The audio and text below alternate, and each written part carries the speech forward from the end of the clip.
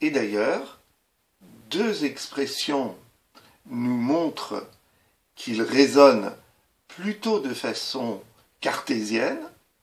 La première expression que l'on peut repérer se trouve au début du paragraphe. Il est maintenant facile de juger.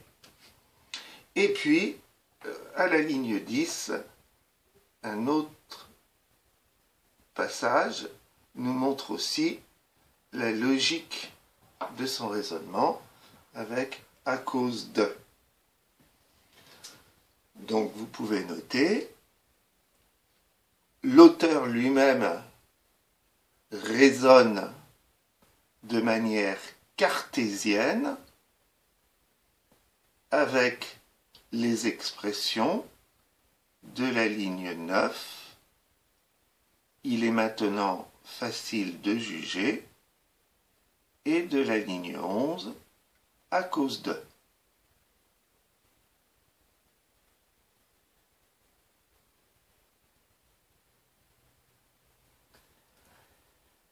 S'il se place du côté des penseurs, il va regarder ses ennemis, c'est-à-dire ceux qui ont l'imagination forte, de façon un peu méprisante. Et donc, pour montrer son mépris, l'auteur va utiliser des expressions péjoratives. On le voit à la ligne 12, avec l'expression « petitesse de leur esprit », et on le voit également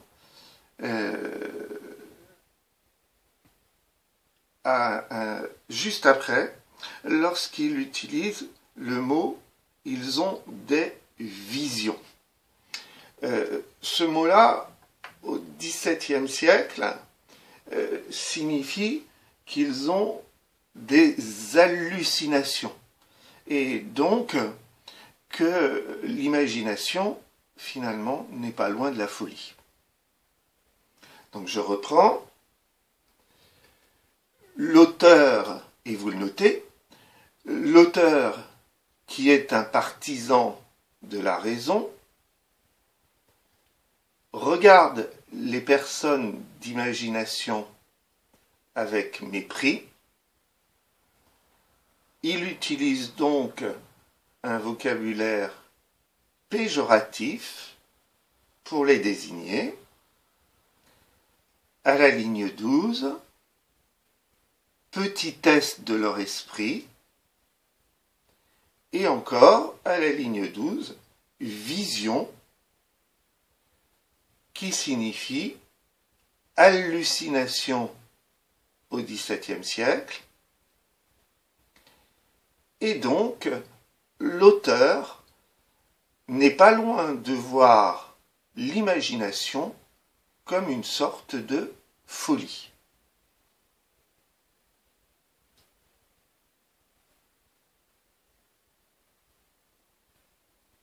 Troisième flèche.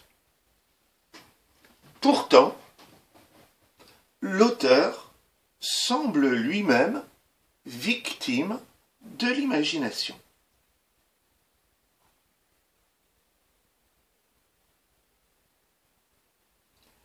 Nous avons montré tout à l'heure, à travers le vocabulaire que nous avons souligné en jaune,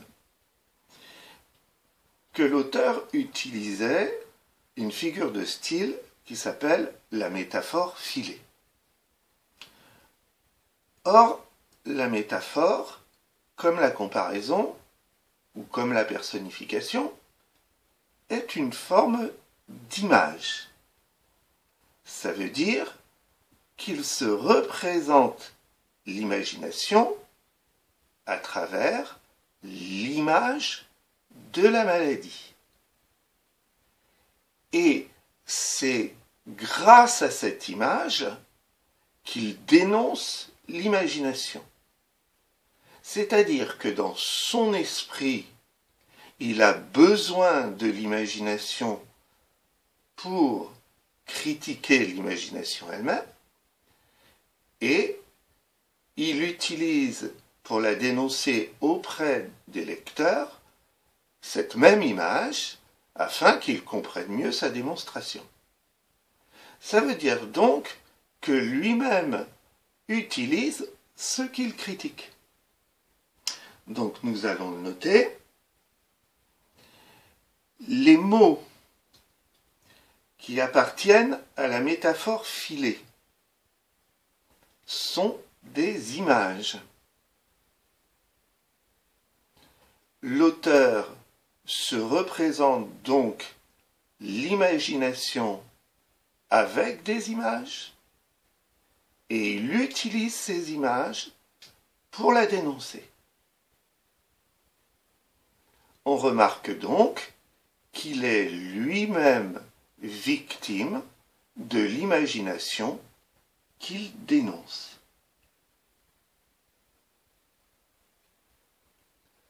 Néanmoins, il a une certaine lucidité lorsqu'il dit que cette imagination est extrêmement contagieuse, à la ligne 10, ou encore, dans la dernière ligne, vous le voyez, il parle de nos erreurs, et donc, à travers le nos, il s'implique dans les gens qui peuvent être contaminés par l'imagination. On note, l'auteur lui-même admet qu'il peut être victime de l'imagination. À la ligne 10, lorsqu'il dit extrêmement contagieux, mais surtout dans la dernière ligne, lorsqu'il parle de nos erreurs, où il s'implique lui-même à travers le nos. Donc, il a une forme de lucidité par rapport à sa propre faiblesse vis-à-vis de l'imagination.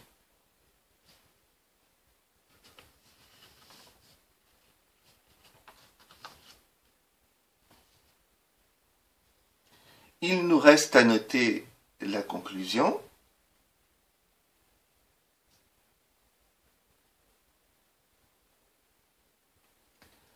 Nous pouvons dire que ce texte est très différent des fables de La Fontaine, qui associent étroitement l'imagination et la pensée.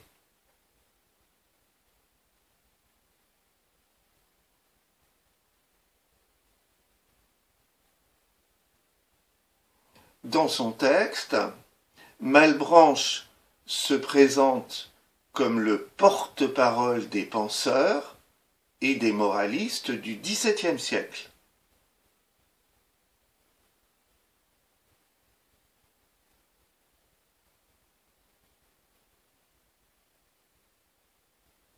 Il condamne donc la stratégie de persuader en voulant lui-même convaincre.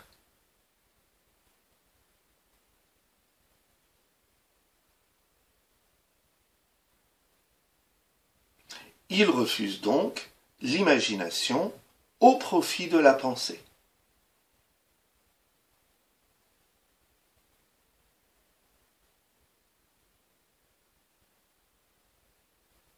Cependant, dans son combat, l'auteur reste lucide sur les dangers de l'imagination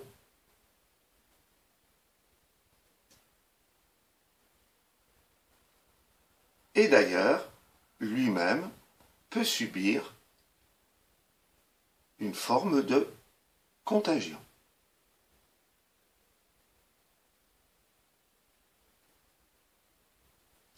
Donc voilà le compte-rendu de la deuxième partie du texte de Malebranche.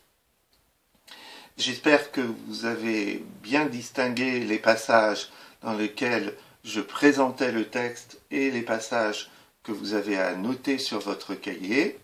N'hésitez pas à revenir à plusieurs reprises sur cette présentation de manière à noter très clairement les éléments que vous devrez conserver dans votre cahier. À la prochaine.